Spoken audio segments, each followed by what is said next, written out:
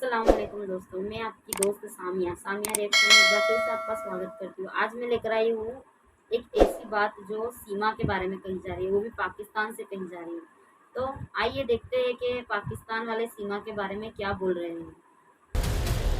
सीमा के कराची में घर के पास के रहने वाले मकसूद अली जो उसका पड़ोसी है, सुनिए उसने क्राइम तक के संवाददाता से क्या कहा, जिसे सुनकर आप भी हैरत में पड़ जाएंगे।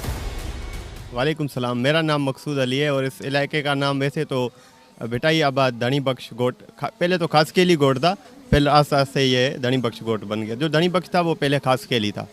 अब इसके खासकेली के और भी ज़्यादातर खासकेली गोट भी है और ये पहले गुलशन के थे, तो यहाँ से फिर वो हिजरत करके यहाँ पे आ गए।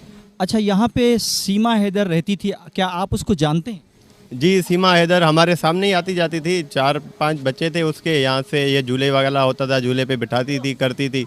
यहाँ से पानी वगैरह उठाती थी, राशन वगैरह लेती थी दुकानों से। तो आना जाना सिर्फ हमने तो ऐसे ही देखा है उसको, बाकी जान पहचान नहीं थी हमारी ज़्यादातर उससे। बाकी है पड़ोसन हमारी। तो ये कितने अरसे तक आपकी पड़ोसन रही हैं? ये तकरीबन 5-6 साल तक रही है यहाँ पे। और इसका मियाँ जो है वो बाहर था, पहले यहाँ पे इसके मियाँ भी रिक्शा वगैरह चलाते थे, तो उनसे इनका गुजर सफ़र होता था।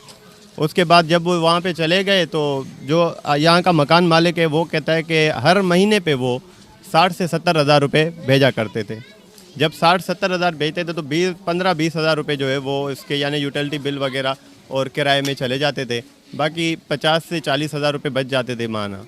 तो देखिए ना, 40-50 हज़ार एक औरत और 4 बच्चों के लिए काफ़ी है। अगर इस दौर के हिसाब से भी देखा जाए तो उसके लिए काफ़ी है।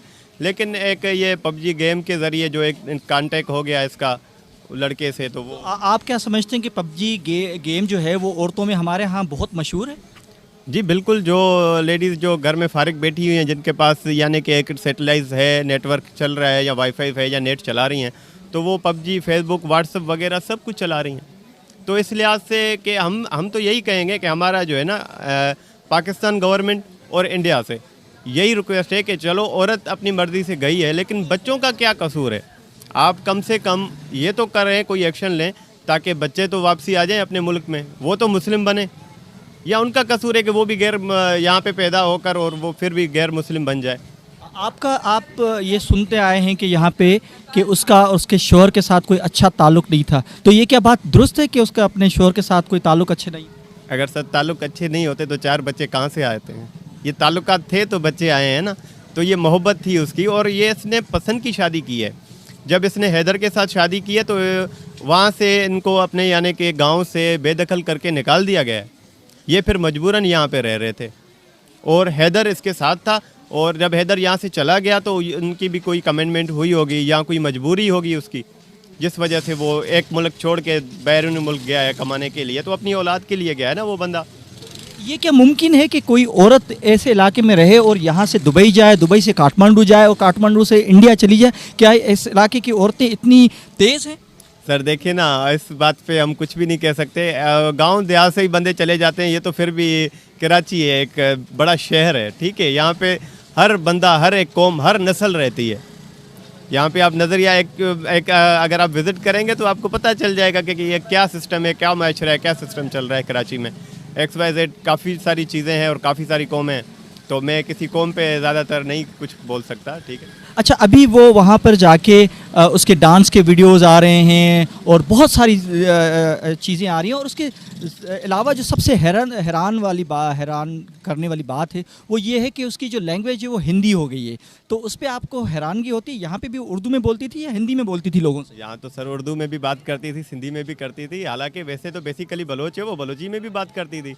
और दूसरी बात यह है कि वो एक्टिव बहुत थी, यहाँ पे भी एक्टिव थी बात करने में। देखे कि अब इंसान का नज़रिया पता चल जाता है जब बंदा किसी से मिलता है या बातचीत करता है। तो उसके बावजूद क्या है कि वो कह रही है कि मेरे 3 साल हो गए उस लड़के के साथ रिलेशन में, सचिन के साथ 3 साल हो गए उसको। तो 3 सालों में यार बंदा जब चाइना जाता है तो 1 साल में चाइनीज़ लैंग्वेज सीख के आता है, तो 3 साल में क्या ये हिंदी की नहीं सीख सकती? उसके कल्चर को तो वो समझ गई है सब कुछ।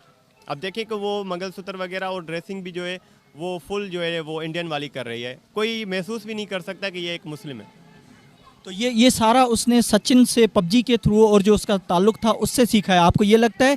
या यहाँ पे हमारे यहाँ हिंदी बोली जाती है पाकिस्तान में? नहीं, यहाँ पे तो ऐसा कोई भी है हिंदू वगैरह या हिंदी यहाँ पे तो नहीं है। वैसे ओवरऑल बाहर आप जाएं तो फिर हिंदू बैठे हुए हैं, हिंदी भी जो है वो सिंध एक की यानी कि मसलन एक मिले हुए ही हैं, भाई हैं आपस में, इसमें कोई अर्ज नहीं है। लेकिन बात यह है कि इसने जो भी कुछ किया है, जो सीखा है, एक पबजी से सीखा है और सचिन से सीखा है। अच्छा, तो सचिन के बारे में आपके क्या रिमार्क्स है? उसकी क्या सही चॉइस थी?